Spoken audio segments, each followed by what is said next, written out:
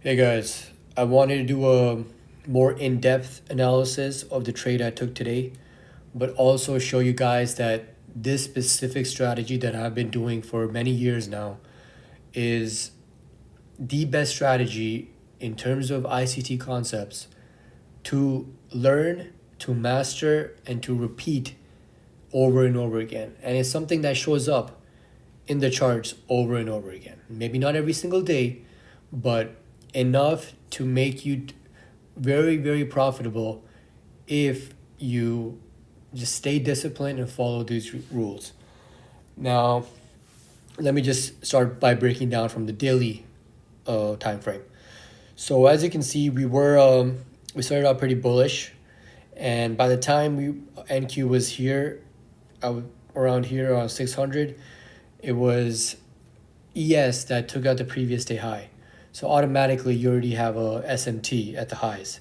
Now NQ is another few hundred points away. So in terms of probability, you can't really expect it to go that high. If it does, that's awesome. Maybe you can get a continuation trade. But when you're that in a premium and midnight price is down here and ES has taken the previous day high and there's SMT, there's a good chance you might get a short setup, right? So you want to make sure, I'm not saying stick to one bias, but like just keep that in the back of your head, right? So as you drop down below to the 4 hour time frame, you can see that we're also in this big gap, 4 hour gap. And we went above it, but we never closed above it, and we rejected it. And now, right now, you can see we're dropping, rejecting it, right? And if you take the high from here and the low from here, this is the 50% point. It's a premium discount.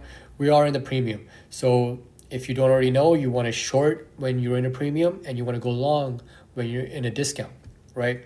So the fact that we were above the 50% level, you want to look for shorts. And we're also coupled that with the fact that we're in the big 4 hour gap, and obviously ES took out its previous day high. So a lot of things happening right now. So 1 hour, you can check it out. There was also a gap on the 1 hour over here, which we actually broke above. Does not automatically mean that you have an inverse gap and then you should go long off the gap. That's not what it means. You still want to look at the whole narrative and the entire bigger picture of the market, what the market's doing, right? So in order for me to go short, I also have to look at what the 1 hour is doing. You want to look for like a swing point, right? So we had this very bullish candle. The next candle, if you want to go short, you would prefer the candle to close bearish and not above, or not close above this bullish candle, which is exactly what we got. We closed bearish and we had this big wick, right? Sort of giving you the conviction that the next candle should be bearish and we should sort of form a swing point over here. So going with that analysis on the higher time frame, that's when I go down to the lower time frames. 15 minute, I don't look at it as often, but same thing. There's a 15 minute gap which we were rejecting, and we drop below. 5 minute, and then there's, in terms of entries, I can take an entry on the 5 minute, 3 minute, 2 minute. Not really the 1 minute. I try to stay away from that, but the 2 minute being the most likely time frame that I'd like to take trades on. So once the 1 hour closed bearish, and you can see here on the side, I have the 1 hour time candle showing. When we closed bearish, I dropped to the lower time frame, and I'm looking at what price is actually doing, right? And when you go on the 2 minute, for example, you can see that price right before it makes that drop, it always likes to go to the opposite way to trick traders, to make them go long, and then you immediately take a loss because that's not the actual move the market was trying to do. It's always trying to fake out traders, right? So when it went higher at the 11:42 time, and you can get these four straight bullish candles, we took out these relative equal highs, which is buy side liquidity. It's minor buy side liquidity, but you still consider it as a strong point if and only if, after we take out this high, we have this sort of move, which is displacement. Just pay attention to the fact that we had immediate displacement and not some ranging going on, like 20-30 minutes for it to finally break through this low. We had immediate displacement. Remember those terms, immediate displacement, because those are the things that really give you good conviction and where the price is trying to go towards. and that it truly has initiated that reversal point, that it took out the minor buy side liquidity, and now it is displacing very fast and closing below these up close candles, forming a change in state of delivery and also an order block, coupled by the fact that there are fair value gaps inside that displacement, right? Treat fair value gaps as basic support resistance levels, right? So you want to see price resist breaking these gaps. After the fact that we took out liquidity, we broke below these candles, and now we should be able to resist these gaps and go lower. Remember that. That's how I'm looking at this. That's how I go towards, or how I sort of, my logic is when I'm looking at the markets, right? So as soon as we got this quick displacement, it is sort of a no-brainer for me to take a short setup. Regardless if it goes higher, I'll take a loss. Obviously, there's no such thing as 100% win rate. You can take losses on these setups, but in terms of probability, this is a very good probability setup, high probability setup. So once we got this closure below these candles, I saw the order block, I saw the change in state of delivery, and I entered off this tap into the order block. And in terms of where I'm targeting, basically I was targeting the VWAP line. Now this is something ICT never talks about. He doesn't care about like EMAs or VWAPs. VWAP is something I personally really like to look at, because you'll see price react off that area a lot, and it can be a great point to a target area for take profits, a great area to see price just reject it and then maybe go a long or short setup off that. So it's always something that I really pay attention to. So once we started dropping below, I saw these relative equal lows as well. And once we broke this, I put my stop loss at break even. I didn't really take any profit because we weren't really at 1 to 1 hour. So I sort of just held it, put the stops at break even, and I wanted to aim for the VWAP line. And that's exactly what we got. It was about a 1.75 hour trade, but it was a good trade, no doubt. And I believe it's still dropping lower now. Yeah, it's still going lower.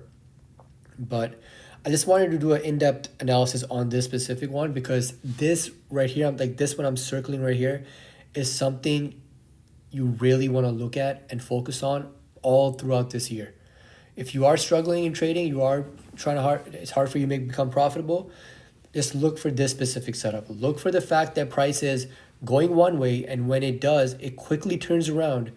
And remember, quickly, immediately, and just fast displacement, not ranging. If it was ranging for 20 minutes and then breaks through, it's a low probability for me, and it's not something that maybe you should risk your money towards, right?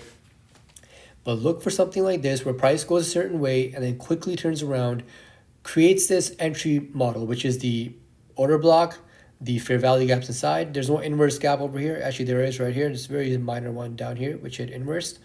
And that's like the trifecta. You want to see the order block, you want to see the fair value gaps in this displacement, and you want to likely see an inverse gap during when the price was going higher and taking out the liquidity, breakthrough and all that.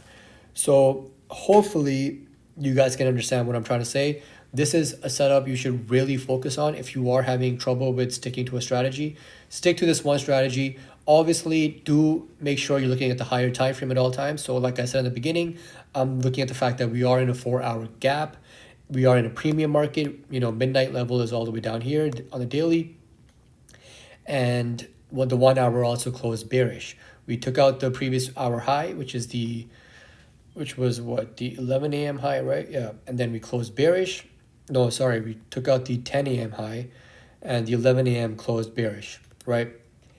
And that's a key, because seeing that 1 hour candle over here, the fact that it closed bearish and it had left this massive wick with not really any more upside, because of the fact that previous day high didn't get touched, but ES did take out previous day high, resulting in the SMT, you have more conviction and confidence in going towards a short setup. So hopefully this really helped you guys. I really hope you guys stay disciplined, stick to this one specific strategy. Me personally, this is not the only strategy. I obviously have a couple others. I have continuation setups that I sometimes take.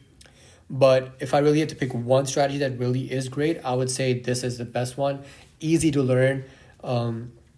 it the only thing that messes people up is the fact that they're inexperienced, and maybe psychologically they might not be able to take a couple losses, and they sort of revenge trade, they take silly trades, and all that can happen. But if you just stick to this one strategy for the rest of the year, I promise you, you will be way better by the end of this year than what you are today.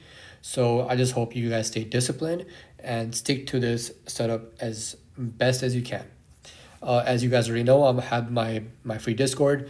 Reach out to me if you're already in the Discord. Reach out to me. Ask me any questions. I'm always available to help out.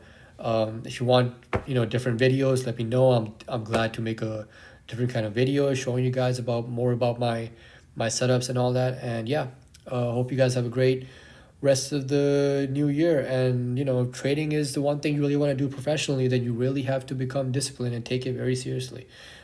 Treat it like a professional person would any other job. It's not something to joke around about, to gamble your money. Money is, it's hard to earn money.